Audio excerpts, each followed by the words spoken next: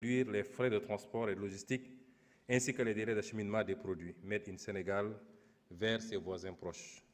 Le système de transport public sera également amélioré au niveau urbain, intra-urbain et rural, afin de faciliter la mobilité à moindre coût des populations, quel que soit leur lieu de domicile.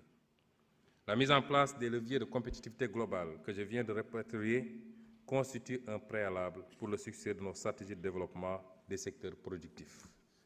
Le gouvernement travaillera à donner corps à l'ambition nationale retenue dans la vision Sénégal 2050 de développer 4 puissants moteurs de croissance, l'agriculture au sens large et les industries agroalimentaires, telles que les filières céréales locales, arachides, oléagineux, horticulture et produits forestiers non ligneux, produits d'élevage, produits halieutiques, agro-industrie, coton et sel.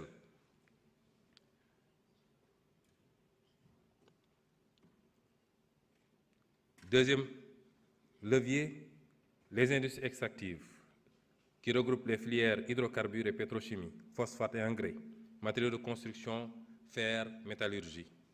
Troisième levier, les industries manufacturières, qui regroupent les filières industries pharmaceutiques, cuir, textile, habillement, assemblage, recyclage des déchets. Et enfin, les services à haute valeur ajoutée, qui incluent le tourisme, l'industrie culturelle et créative et le numérique. Dans le domaine agricole, l'urgence est de doter l'agriculteur sénégalais d'un statut rénové qui lui permettra de s'équiper et d'investir à moyen et long terme sur sa parcelle afin d'accroître ses rendements. Il deviendra ainsi un vrai entrepreneur. Parallèlement, l'aménagement du territoire dans les 8 pôles territoires du référentiel Sénégal 2050 et la réforme foncière permettront aux agriculteurs sénégalais d'avoir la propriété de leurs terres et de pouvoir entrer en joint venture avec des investisseurs privés pour leur valorisation. Nous soutiendrons également la création des coopératives agricoles communautaires pour structurer les agriculteurs et favoriser leur accès aux formations, aux intrants, aux équipements, aux services agricoles, aux infrastructures de transformation et aux marchés.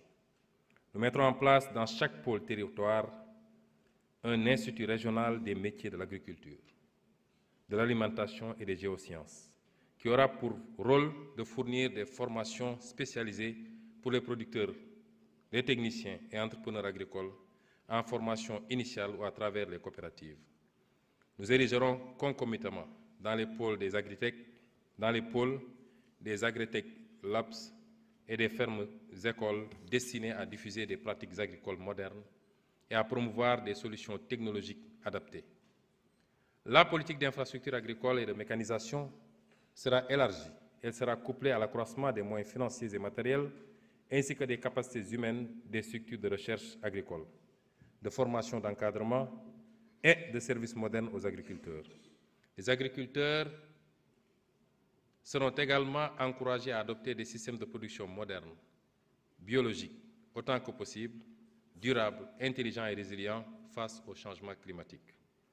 Nous favoriserons également l'installation à travers les coopératives agricoles communautaires de banques communales de stockage et de multiplication des semences de qualité, approvisionnées initialement par l'État sous le contrôle de l'Institut sénégalais de recherche agricole, qui sera doté de moyens adaptés. La disponibilité durable de semences de qualité en quantité suffisante suppose que les agriculteurs contribuent activement à approvisionner les banques de semences à partir de leurs récoltes. Des incitations spécifiques seront aménagées à cet effet.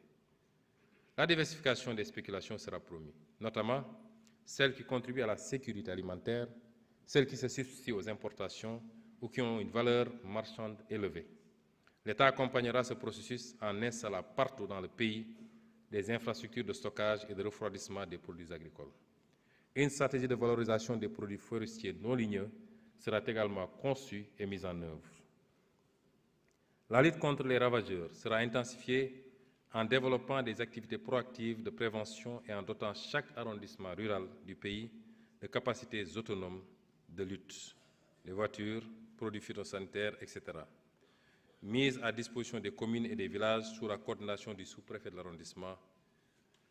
Des recherches sont également menées pour développer les techniques biologiques de lutte contre les ravageurs Et là, nous développerons une filière nationale intégrée du phosphate et de l'engrais, avec pour objectif de transformer à l'horizon 2034 sur le territoire national 100% de notre phosphate national en engrais.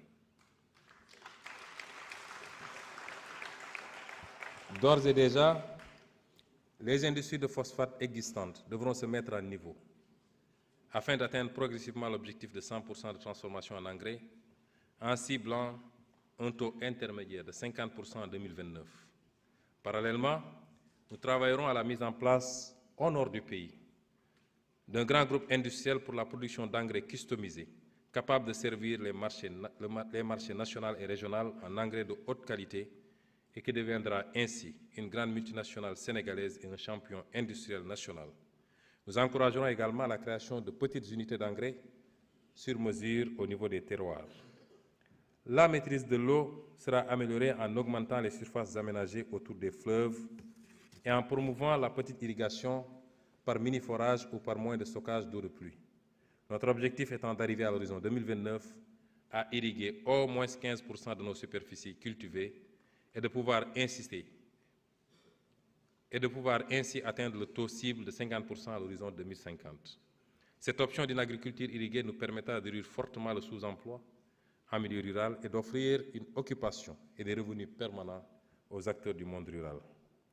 En matière d'élevage, le gouvernement appuiera la mise sur pied d'organisations d'éleveurs dans les pôles à vocation agro-silvopastorale. La filière sera modernisée pour le développement de fermes à haut rendement dédiées à l'élevage intensif et à la satisfaction de la demande nationale en lait et en produits laitiers. La production de fourrage et les services d'appoint, comme l'insémination artificielle et la santé animale, seront promus. Nous veillerons à moderniser le suivi des cheptels grâce à des moyens digitaux pour prévenir le surpâturage et lutter contre le vol de bétail. Nous veillerons également à la remise en état des réserves silvopastorales du type du ranch Djibo-Leitika à Doli. Et nous développerons de nouvelles infrastructures d'abattage, de stockage, de traitement et d'emballage des produits d'élevage aux normes internationales de qualité et de sécurité sanitaire. La loi d'orientation silvopastorale, en cours de révision, propose une batterie de réformes afin de produire une nouvelle dynamique dans l'exploitation des systèmes agraires, forestières, piscicoles et pastorales. S'agissant de la pêche et de l'aquaculture, la politique de pêche durable sera appliquée dans toutes ses dimensions et des mesures conservatoires seront prises contre la pêche illégale ou la surexploitation des petits pélagiques. Les capacités du pays en surveillance maritime et fluviale seront renforcées à cette fin. L'activité des usines de farine et d'huile de poisson sera mise encadrée. Des points de débarquement modernes et équipés seront aménagés sur l'ensemble du littoral en complément du renforcement des services d'appui, des chaînes de valeur et de promotion des activités de conditionnement et de transformation pour moderniser la pêche artisanale. Les accords de pêche préserveront les intérêts de l'État et ceux de nos pêcheurs. C'est dans ce cadre que s'inscrit la décision du gouvernement de ne pas renouveler les accords de pêche avec l'Union européenne à son terme. L'aquaculture sera activement développée en zone rurale, en faisant une activité complémentaire de choix pour les paysans, ainsi qu'un moyen d'approvisionnement en poissons frais et de qualité pour toutes les populations du pays. Dans le domaine de l'industrie, le principal enjeu est de doter notre pays d'un tissu industriel densifié et harmonieusement réparti sur le territoire, apte à bien positionner les produits et services made in Sénégal dans l'ensemble continental africain.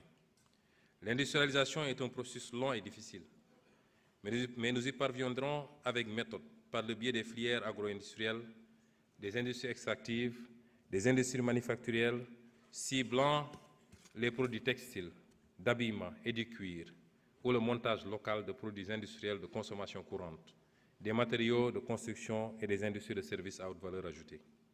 Pour chacune de ces filières, nous mettrons en place une stratégie dédiée en l'accompagnant d'incitations financières et fiscales en donnant la priorité aux activités créatrices de nombreux emplois.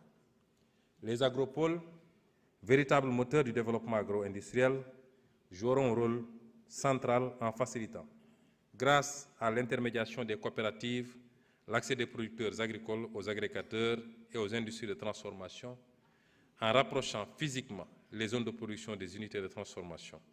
Ils permettront de réduire les pertes post-récolte, d'améliorer la visibilité sur les stocks et d'optimiser la gestion des volumes de production. Ces infrastructures intégrées deviendront également des vecteurs d'innovation technologique. Des plateformes d'accélération industrielle et des domaines industriels seront érigés dans les différents pôles territoriaux en mettant en valeur les potentialités en ressources. Après avoir entamé la production de pétrole, notre pays va entrer en plein ère de production du gaz à partir de 2025. Notre ambition est de maximiser l'impact local des hydrocarbures et d'en faire une locomotive de la diversification économique. Le Fonds de stabilisation et le Fonds intergénérationnel feront l'objet d'une gestion rigoureuse. Nous veillerons concomitamment à prévenir et à réduire les impacts potentiellement négatifs de ce secteur sur l'environnement et sur le développement des autres secteurs de l'économie, notamment la pêche. Nous procéderons à la structuration d'une filière pétrochimique pour répondre à la demande nationale et sous-régionale en produits dérivés du pétrole et du gaz. Le développement des capacités du secteur aval des hydrocarbures démultipliera les impacts des hydrocarbures sur le reste de l'économie. Nous mettrons également en œuvre, pour la réalisation rapide du projet de construction et de gestion de réseaux gazotiques Gaz to Power, afin de garantir l'approvisionnement de nos entreprises en énergie et à un prix très compétitif, de l'ordre de 60% de l'ordre de 60 francs CFA contre 110 francs CFA actuellement. Nous y associerons la restructuration de Sénélec dans le cadre de la réforme du secteur de l'énergie. Nous encouragerons également la création d'une industrie locale forte de transformation de nos importantes ressources minérales, argile, basalte, calcaire, fer, etc., en matériaux de construction, et la construction d'un hub métallurgique régional au Sénégal et d'un hub minier à l'est de notre pays. Un écosystème du savoir et de la formation au métier des mines et de la géologie sera mis en place à cet effet. Le secteur des métaux ou minéraux précieux, en particulier l'or et le zircon, fera l'objet d'une attention particulière en renforçant le contenu local de leur exploitation, à travers notamment un quota minimal d'approvisionnement du secteur artisanal et industriel local de l'or ou de transformation locale du zircon, et en limitant leur effet sur l'environnement naturel et sur les terres agricoles cultivables.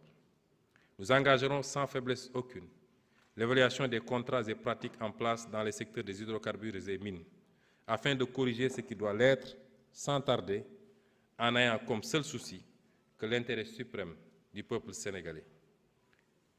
De la même manière, nous nous attellerons à la revue et à la mise à jour de la politique et de la réglementation dans ces deux secteurs. S'agissant du commerce, le gouvernement appuiera l'édification de grands complexes commerciaux modernes dans les pôles au même titre que la modernisation et l'extension des marchés de proximité dans les communes.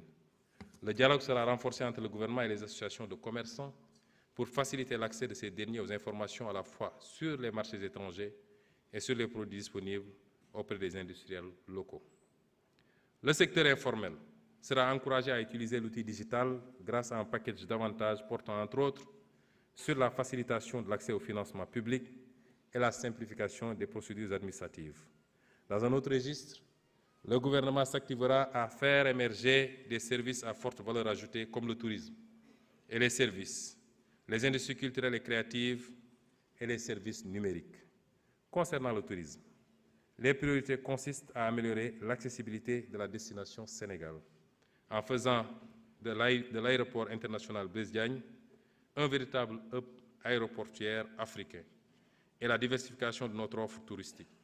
S'agissant des industries culturelles et créatives, nous accompagnerons les travailleurs de ces filières dans la production et dans la distribution nationale et mondiale de leurs produits, contribuant ainsi au rayonnement international de la culture sénégalaise. Dans le même temps, nous veillerons à promouvoir la vitalité de la culture sénégalaise, la conservation du patrimoine matériel et immatériel et la mise en valeur des savoirs traditionnels. Des espaces culturels seront érigés dans les régions, les départements et les communes, et ils constitueront ils constitueront des lieux d'expression adaptés aux attentes des jeunes et des communautés. Un projet phare concernera la construction d'une maison des archives nationales, d'une bibliothèque nationale et d'un grand musée du patrimoine national. L'éducation culturelle sera intégrée dans les programmes scolaires et soutenue par des initiatives locales pour favoriser la transmission des savoirs et le développement de l'esprit critique chez les jeunes. Les médias joueront un rôle central dans la valorisation du patrimoine, mais aussi dans l'ouverture sur le monde et la perméabilité à l'innovation grâce à un soutien accru à la production de contenus culturels accessibles à tous. Enfin, une attention particulière sera accordée au numérique pour positionner le Sénégal comme un hub technologique en Afrique de l'Ouest. Le gouvernement appuiera le développement d'un écosystème d'acteurs réunissant chercheurs, start-up et industriels pour des investissements dans l'intelligence artificielle, dans le développement de logiciels, dans la cybersécurité, dans l'externalisation des services à haute valeur ajoutée et la gestion des données massives pour offrir des solutions adaptées aux besoins des entreprises.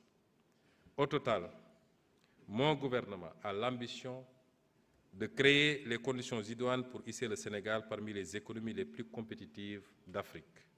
Cependant, nous ne pourrons réussir ce pari que si nous disposons d'un capital humain de qualité disséminé dans tous les pôles territoriaux. Monsieur le Président de l'Assemblée nationale, Mesdames et Messieurs les honorables députés, il est crucial d'investir dans le capital humain pour exploiter pleinement le dividende démographique et transformer structurellement notre pays. Il nous faut garantir une éducation et une formation solide qui permettent à nos jeunes de développer, à notre jeunesse de développer son employabilité et de tenir toute sa place dans la construction du développement national. Une offre de santé de qualité pour tous, une protection sociale universelle efficace et efficiente. Nous devons également promouvoir activement l'intégration de la dimension genre dans toutes les politiques publiques. Genre s'entendant ici de manière très précise, hommes et femmes.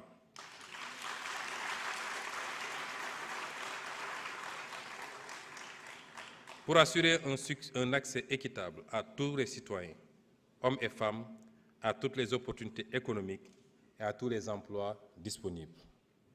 La politique du Président de la République, Son Excellence Bassirou Diomaye Diakhar Faye, en matière d'éducation sera réalisée en orientant notre système éducatif vers la formation de citoyens adossés à son socle endogène de valeurs africaines et spirituelles et bien préparés aux défis du développement durable, des sciences et technologies, du numérique et de l'intelligence artificielle. Le système éducatif que nous allons bâtir offrira à tout Sénégalais, quelle que soit sa situation sociale, les compétences générales et spécifiques lui permettant d'apporter sa contribution au développement de son pays. L'obligation scolaire, 10 ans, sera appliquée dans toute sa rigueur, avec pour ambition une réduction du taux de déperdition scolaire à 10% au maximum. Des passerelles diplômantes et des accompagnements sociaux renforcés seront introduits, en particulier pour les jeunes filles. La modernisation des infrastructures éducatives s'accompagnera d'un recrutement conséquent d'enseignants bien formés et bénéficiant continuellement de programmes de recyclage.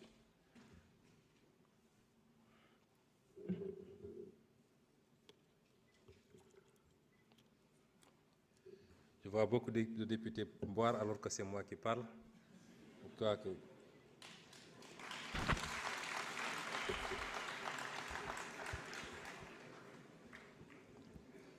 Les abris provisoires seront totalement éliminés d'ici 2029.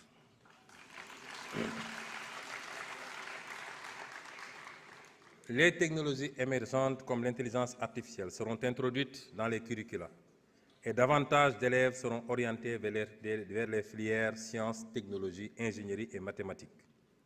Le multilinguisme sera promu, d'une part grâce à la généralisation de l'enseignement de l'anglais à l'élémentaire et d'autre part par l'utilisation des langues nationales dans le système éducatif et de formation pour que tous nos enfants sachent lire et écrire dans au moins une langue nationale. Les DARA seront entièrement intégrés dans le système éducatif et mis à niveau pour ce qui concerne leurs infrastructures, les équipements et référentiels. La formation en alternance sera fortement développée, garantissant à de nombreux jeunes un apprentissage pratique et une transition rapide vers l'emploi. Les jeunes bénéficieront de ce dispositif qui sera soutenu par un fonds national et des incitations fiscales pour les entreprises partenaires. Des systèmes de certification par crédit transférable seront instaurés. Les dispositifs d'apprentissage traditionnels auprès d'artisans et d'entreprises informelles seront appuyés pour permettre à des centaines de milliers de jeunes d'acquérir des compétences reconnues sur le marché du travail. Dans la même perspective, le gouvernement procédera à la mutualisation et à l'optimisation des structures, des interventions et des ressources de toutes les structures publiques, projets et programmes de soutien à l'emploi et à l'entrepreneuriat des jeunes. Une grande coalition pour l'emploi sera mise en place, ainsi qu'un observatoire de l'emploi et des qualifications professionnelles, qui sera un véritable système d'information sur le marché de l'emploi. Le développement de l'emploi local se fera également à travers l'attribution de nouvelles compétences aux collectivités territoriales pour le soutien aux activités dans les principaux bassins d'emploi comme l'agriculture, l'élevage, la pêche, l'aquaculture, le commerce, l'artisanat et le tourisme. Un service civique professionnalisant sera introduit. Il aidera à accompagner l'acquisition de compétences professionnelles que les jeunes pourront exercer, notamment dans les travaux d'intérêt public. Concernant l'enseignement supérieur, la finalisation des chantiers de toutes les universités et établissements d'enseignement supérieur public, notamment Hassan Sek de Ziguinchor, Sine Saloum, El Hadj Ibrahima Niass, Amadou Makhtar Mbow, Gaston Berger de Saint-Louis et Ibader Thiam, permettra de répondre aux besoins croissants des étudiants et de stimuler la recherche appliquée. De nouvelles universités seront construites dans les régions qui n'en disposent pas, afin de rapprocher l'offre d'enseignement supérieur aux populations. Un rééquilibrage sera effectué pour orienter un plus grand nombre de bacheliers vers les filières scientifiques et techniques. Les filières de formation professionnelle supérieure seront développées dans tous les départements du pays qui bénéficieront tous d'un institut supérieur d'enseignement professionnel, ISEP, en alignant le référentiel de formation sur les besoins en compétences des pôles. Une politique de développement des stages pour tous les étudiants sera mise en œuvre. Pour garantir la soutenabilité financière de ce vaste chantier, un nouveau modèle économique éducatif sera mis en place reposant sur le partenariat public-privé, des financements basés sur la performance et l'autonomisation financière des établissements. Les bourses d'études incluront une composante de stages professionnels, tandis que les établissements seront encadrés et encouragés à générer des revenus à travers la valorisation de leurs expertises et la recherche appliquée. Un dialogue permanent et constructif avec les partenaires sociaux du système d'éducation et de formation permettra de bâtir un pacte de stabilité au sein de l'espace scolaire et universitaire. Dans le domaine de la santé, nous devons continuer d'offrir des soins de qualité accessibles à toutes les couches de la population avec des professionnels motivés. Nous insisterons sur l'amélioration de la gouvernance avec un accent particulier sur les ressources humaines, le financement, l'organisation et la gestion.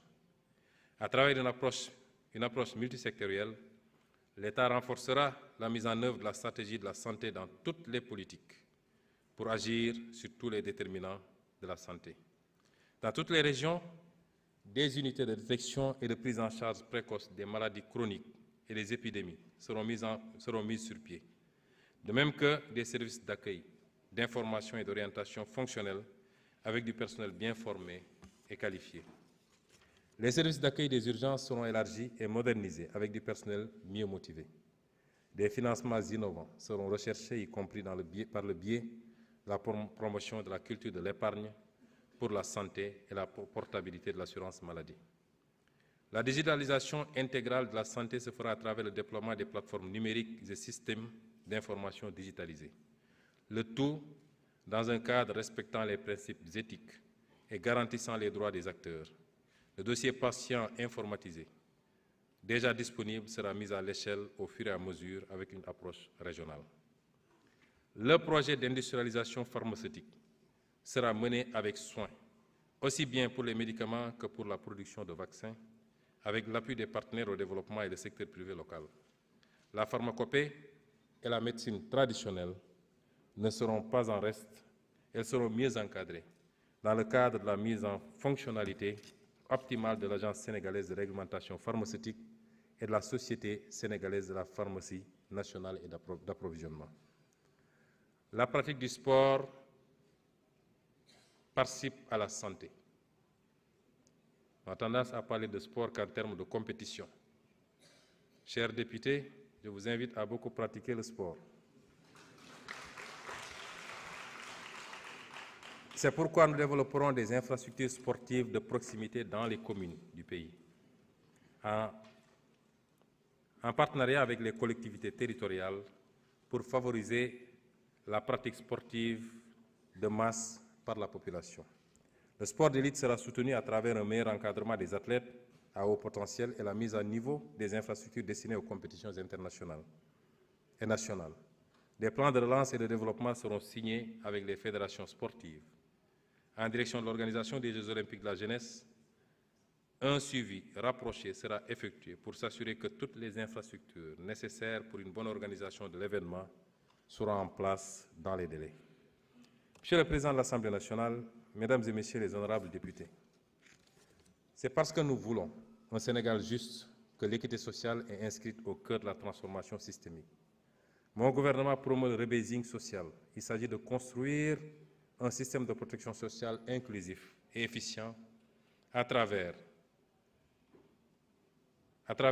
la réforme visant le Code de sécurité sociale, qui permettra de consolider et de renforcer les régimes formels et d'étendre la protection sociale aux acteurs jusque-là non couverts, notamment les travailleurs journaliers, ceux de l'économie informelle, les travailleurs en milieu rural, ainsi que les autres travailleurs indépendants.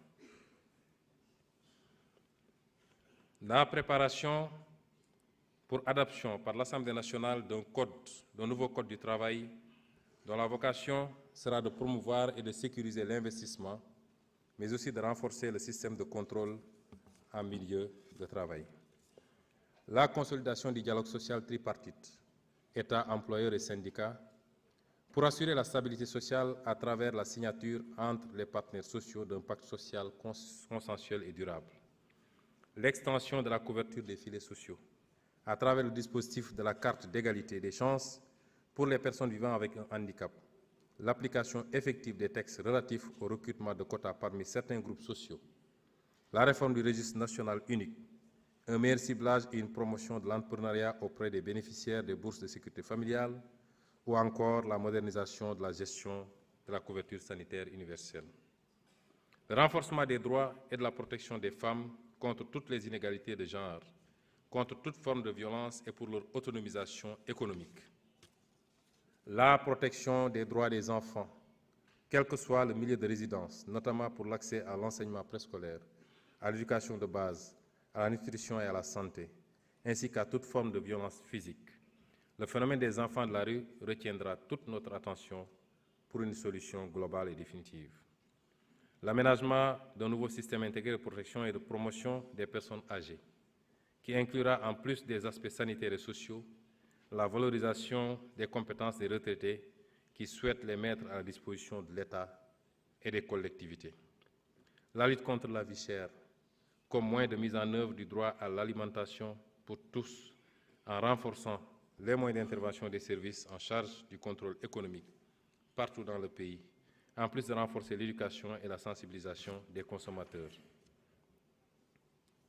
La rationalisation des subventions à l'énergie, pour qu'elles bénéficient essentiellement aux ménages pauvres.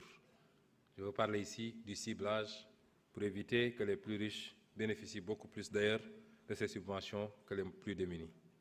Par ailleurs, l'équité sociale ne peut être évoquée sans accorder une priorité absolue au retour des déplacés du conflit en Casamance. En effet, l'élection de son Excellence, le président Bassirou Diomaye Faye à la présidence de la République, a signifié que la perspective d'un Sénégal juste, prospère et souverain passait d'abord par un pays pacifié dans son intégrité et un peuple plus que jamais réconcilié. Depuis le 2 avril 2024, Pas un jour ne s'est achevé sans que mon action et mes pensées ne soient tournées vers la Casamance. Cette partie du territoire national qui a été meurtrie pendant 42 ans par la violence née de l'enchevêtrement, des incompréhensions et des manipulations de toutes sortes. Des avancées significatives et louables dans la restauration de la paix ont été réalisées ces dernières années. Reste donc maintenant à parachever le processus de pacification totale et définitive de cette région naturelle aux potentiels infinis. Mon gouvernement, sous les orientations de M. le Président de la République, s'y engage et y œuvre quotidiennement avec ouverture, mais dans la fermeté quant au principe de l'unité nationale. C'est pourquoi l'une des premières mesures que j'ai prises sur ce dossier, sur instruction du Président de la République, a été de tenir un conseil interministériel pour le retour des déplacés dans leur village.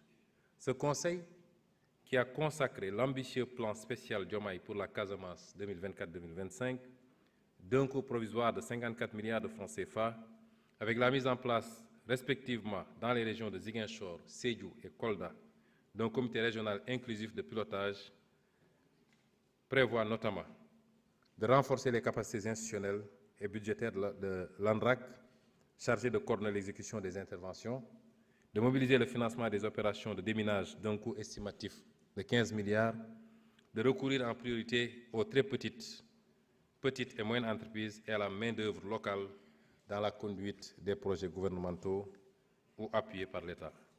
De créer une expertise locale pour l'entretien et le maintien des infrastructures, du matériel et des équipements, de prévoir un dispositif adapté d'accompagnement des déplacés pour assurer l'employabilité et l'emploi des jeunes et des femmes en créant les conditions d'un développement continu d'une expertise locale pour l'entretien et la maintenance des infrastructures. Monsieur le Président de l'Assemblée nationale, Mesdames et Messieurs les honorables députés, pour ce qui est du développement durable, nos actions seront inscrites sous le sceau de la promotion d'une gestion durable des écosystèmes naturels et de la conduite d'une transition énergétique juste et équitable. Au regard de la transversalité de la problématique,